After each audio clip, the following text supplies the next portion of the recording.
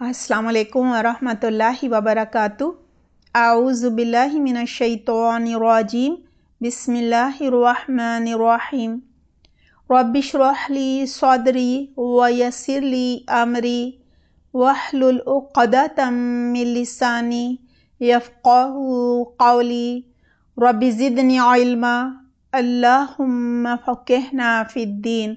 आमीन। क्या हाल हैं आप सबके? उम्मीद करती हूँ खैरियत से होंगे। दुआ है अल्लाह सुब्हानहू व तआला आप सबको अपनी हिफ्ज़-ओ-बार में रखे, सेहत और आफ़ियत अता फ़रमाए। अल्लाह सुब्हानहू व तआला हर शर, हर फितने और हर बीमारी से बचा कर रखे। आपके वक्त में, सेहत में, जानो-बाल में, औलाद में बहुत सारी बरकत अता फ़रमाए। अल्लाह सुब्हानहू व तआला आपके इल्म और ईमान में बरकत अता फ़रमाए। आमीन अल्लाहुम्मा आमीन। हमारा टॉपिक चल रहा है इयादत। आज हम देखेंगे कि इयादत पैकेज क्या होता है और हम जब किसी की इयादत करने के लिए जाएं तो हमें किन बातों का ख्याल रखना चाहिए। देखें, सबसे पहले तो हमने ये देखना है कि हम इयादत किसकी करने जा रहे हैं।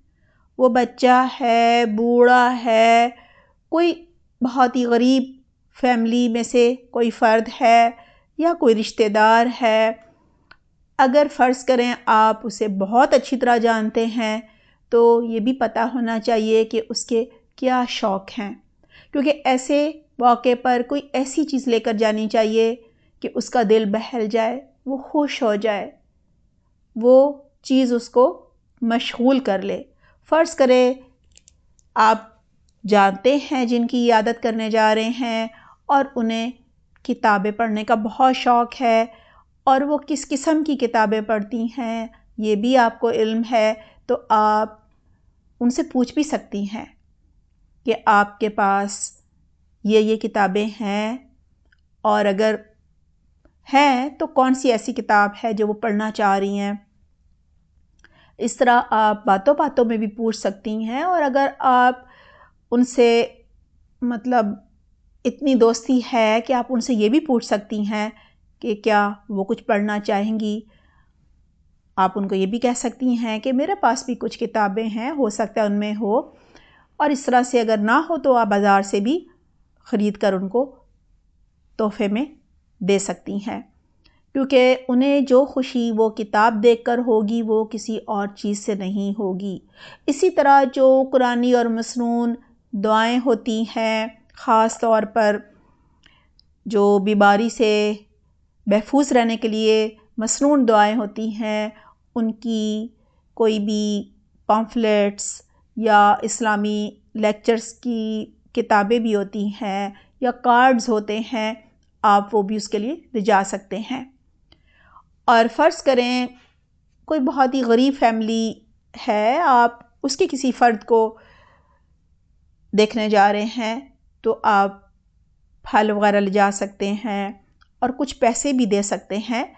वो वहाँ जाकर आपको अंदाज़ा हो जाएगा कि हो सकता है उनके पास दवा लेने के पैसे ना हो, तो आप मेडिसिन्स के लिए पैसे दे सकते हैं और उसके साथ फल वगैरह या जो भी आपको लगता है कि उनको खुशी होगी और उनकी ज़रूरत है वो चीज़ भी ले जा सकते हैं। और अगर कोई इस्लामी किताब आप उनको देंगी तो ये इंशाल्लाह आपके लिए अच्छा सदका जारिया भी बन सकती है। अल्लाह सुब्हानहू व तआला हम सबको हिकमत भी दे और तौफीक भी दे। आमीन अल्लाहुम्मा आमीन। कि हम दूसरों का एहसास करें। और ये भी एक बहुत बड़ा क्या कहना चाहिए टैलेंट होता है कि आप ऐसी चीज़ लेकर जाएं कि वो अगले का दिल खुश कर दे। यानी ऐसी कोई चीज़ ना हो कि वो सोचे इसके साथ अब करें क्या। इयादत के सिलसिले में चंद और मुफीद बातें हैं जिनका जानना बहुत ही ज़रूरी है, ताकि जब हम मरीज़ के पास जाएं तो उसका दिल खुश हो जाए, उसे लगे उसकी बीमारी जो है वो कम हो गई है, ना कि ऐसा हो कि उसके दिल पर बोझ पड़ जाए, उसे लगे जैसे आप जो है उसके लिए बाइस ज़हमत बनकर आए थे और उसकी बीमारी को मज़ीद बढ़ा कर आ गए हैं, कुछ ऐसी बातें करके आ गए हैं जिनकी वजह से उसकी दिल आज़ारी हुई है। آئیے سب سے پہلے مریض کے پاس زیادہ دیر نہیں بیٹھنا چاہیے اور نہ ہی شور شرابہ کرنا چاہیے، بہت اونچی آواز پہ بھی بات نہیں کرنی چاہیے۔ کئی دفعہ وہ اندر سے اتنا کمزور ہوا ہوتا ہے کہ جب ہم زور سے بات کرتے ہیں تو اس پر گراں گزرتی ہے، لہٰذا بہت ہی یہ اہم بات ہے کہ ہم اس سے نرمی سے بات کریں، پیار سے بات کریں، خیر خواہی والی بات کریں اور اس کے مزاج کے مطابق بات کریں۔ اگر مریض بے تکلف ہمارا کوئی دوست ہے، عزیز ہے، رشتہ دار ہے اور وہ خود چاہے، یعنی اس کی خواہش ہو کہ ہم زیادہ دیر اس کے پاس بیٹھیں، تو پھر زیادہ دیر بھی بیٹھنا چاہیے۔ اسی طرح مریض کے لیے پھول، پھل یا کوئی نہ کوئی تحفہ، کوئی اچھی سی کتاب ضرور لے کر جانی چاہیے تاکہ مریض کا دل خوش ہو جائے اور وہ اس سے فائدہ بھی اٹھائے۔ مریض کے گھر پہنچ کر ادھر ادھر بالکل نہیں جھانکنا چاہیے تاکہ گھر کی جو ایک پرائیویسی ہوتی ہے، پردہ داری ہوتی ہے، اس کا آپ نے لحاظ رکھنا ہے، یعنی خواتین پر نظر نہیں ڈالنی چاہیے۔ اگر مرد حضرات جا رہے ہیں کسی کی عیادت کے لیے، اسی طرح عورتوں کو بھی ادھر ادھر نہیں دیکھنا چاہیے۔ ظاہری بات ہے غیر محرم بھی ہو سکتے ہیں۔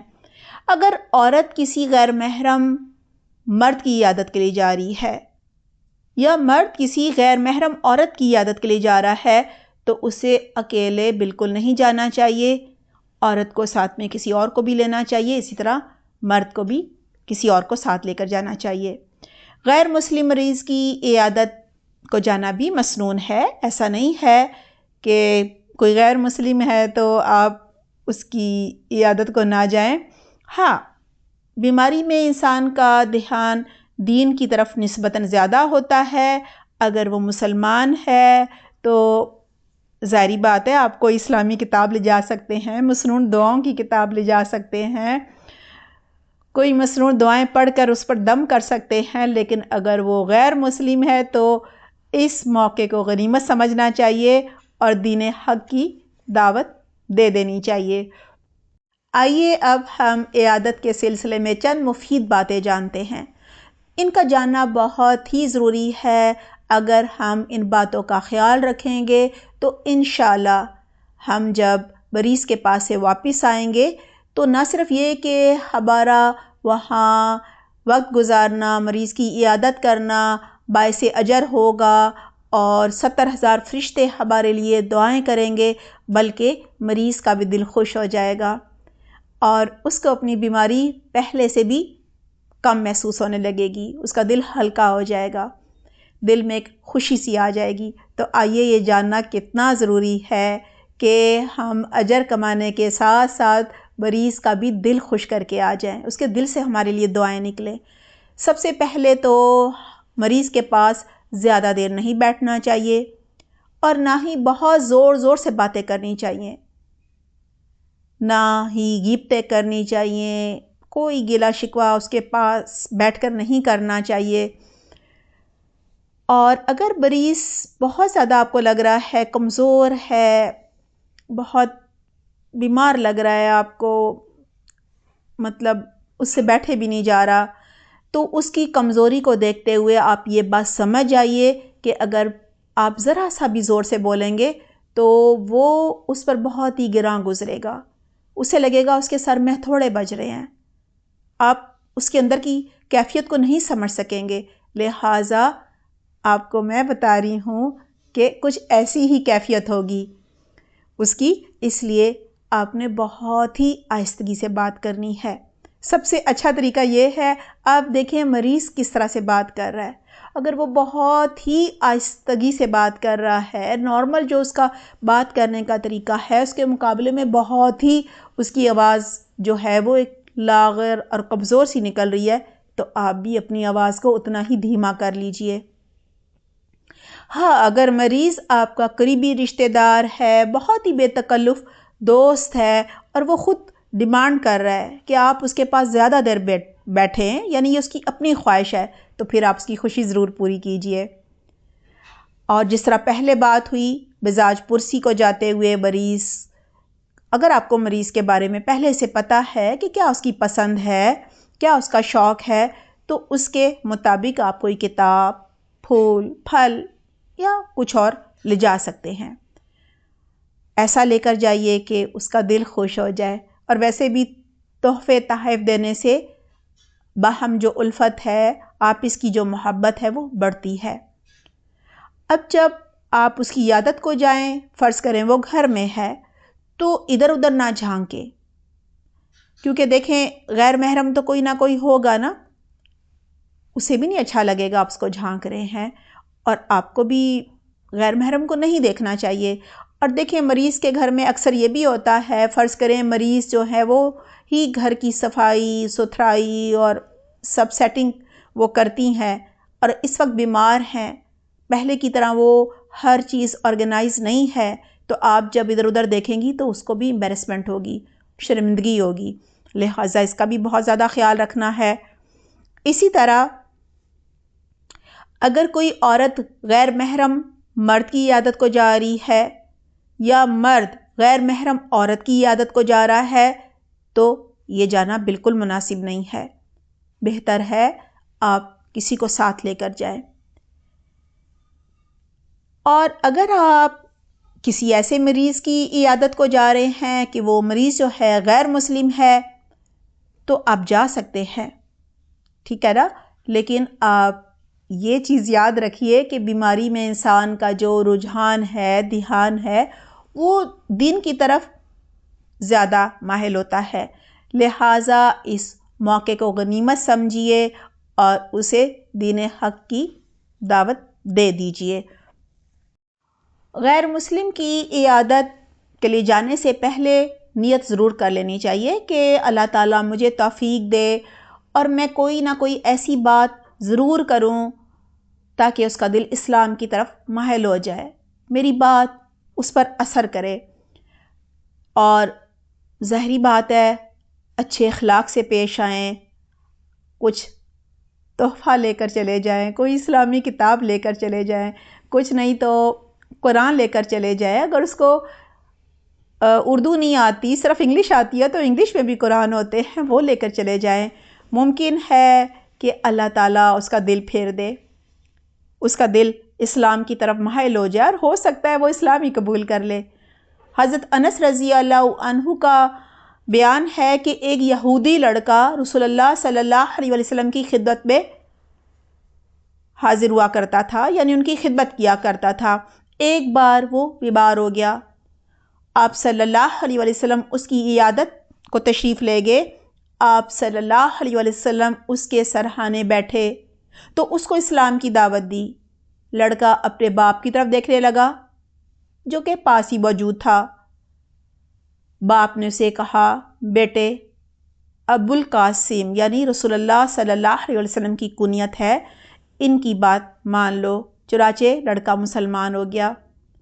اب رسول اللہ صلی اللہ علیہ وسلم اس کے یہاں سے یہ فرماتے ہوئے باہر آئے، یعنی یہ کہتے ہوئے باہر آئے، شکر ہے اللہ کا جس نے اس لڑکے کو میری توسط سے جہنم سے بچا لیا۔